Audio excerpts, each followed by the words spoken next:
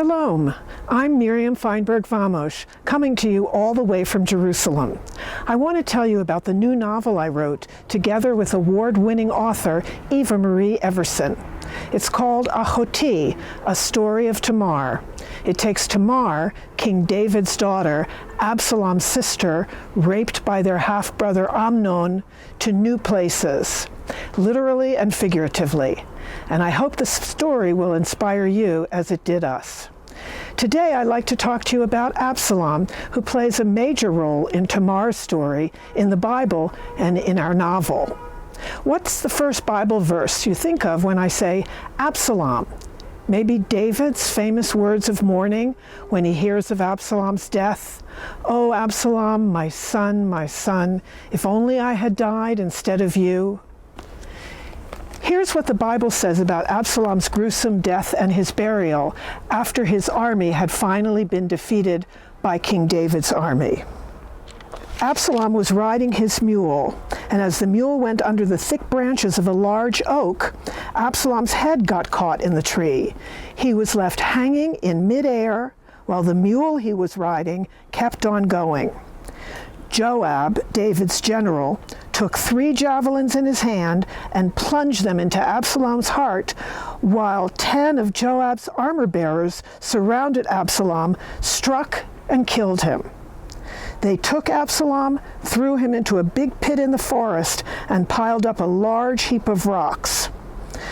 During his lifetime, Absalom had taken a pillar and erected it in the Kidron Valley as a monument to himself, for he thought, "I have no son to carry on the memory of my name." He named the pillar after himself, and it's called Absalom's Monument to this day. The valley that you see here is the King's Valley, also called the Kidron. Absalom's monument is the building in the shade behind me with the pointed roof.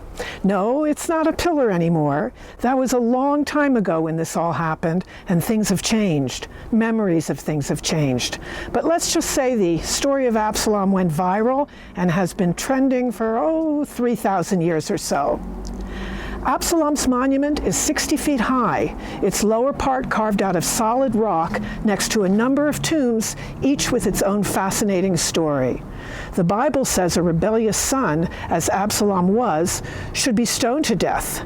And so the custom developed when anyone, Jew, Christian, or Muslim, passed the monument, they would throw stones at it until, according to one mid-17th century account, there was a huge pile of rocks there. An ancient legend says that the temple treasure was buried in Absalom's monument. That might account for the big hole you see in the monument where some no doubt disappointed treasure hunters tried to burrow their way to fortune. And did Absalom order it built? Not according to the experts. The architecture, they say, came here from ancient Greece about 1,000 years after Absalom's death. But here I am telling you the story, so it must have done something right. Imagine with me what Absalom was like. We know what he looked like. He was devastatingly handsome and had gorgeous long hair. He was David's 3rd son. His mother, and Tamar's, was a foreign princess named Maacah. He was probably a strong man, or at least he had a strong neck to be able to be swinging by the hair in a tree before David's men found him. And what about his character? We know he was strong-willed. The Bible says he rebelled against King David because David took no action to avenge his sister's rape. Was that the only reason? No, not by a long shot, but we'll talk about that more another time. We also know that Absalom had a daughter, Tamar. This is where our research led our thoughts about Absalom on that score. Scholars tell us that it was more common for mothers to name their newborns than fathers. Our understanding of Absalom leads us to believe that he chose the name for his daughter, overcome by guilt for having ignored Tamar's sorrow and humiliation and shutting her up in his house.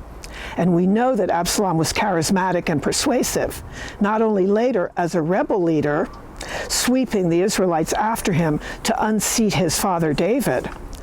After Tamar's rape, he was able to convince David to send the rapist to a big party Absalom threw to celebrate the sheep shearing on his ranch. There, he assassinated the rapist right in front of everybody. That also, not coincidentally, put him next in line for the throne.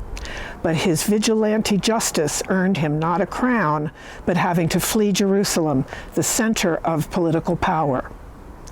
When we read the Bible, we can't help imagining what was going on in the minds of the characters and what it means for us. We want to know more.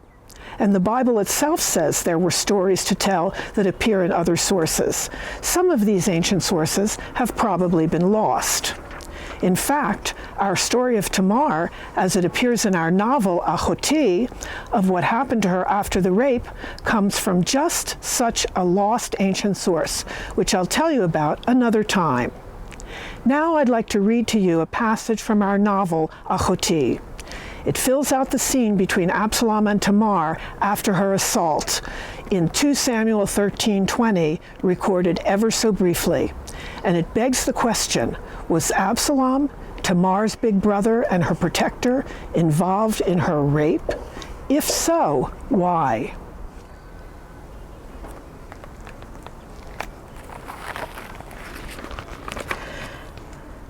Absalom wrapped his arms around my aching shoulders as he cut me off with a finger to my lips, his eyes locked on mine, even as I jerked from his sudden movement. Shh, we have to think this thing through. He's your brother after all, heir to the throne our father has fought so hard for.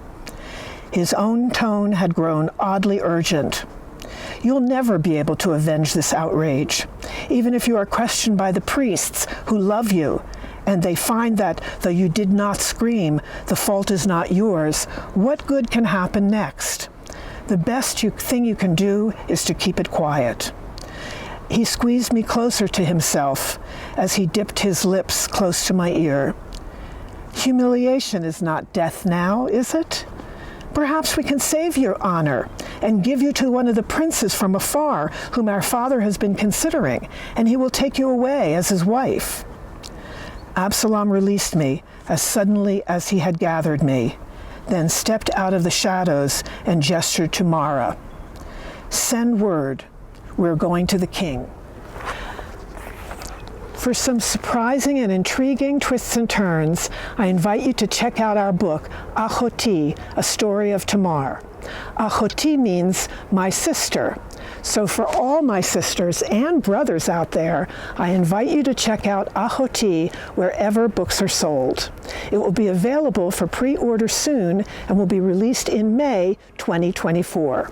We look forward to hearing from you. Shalom from Jerusalem.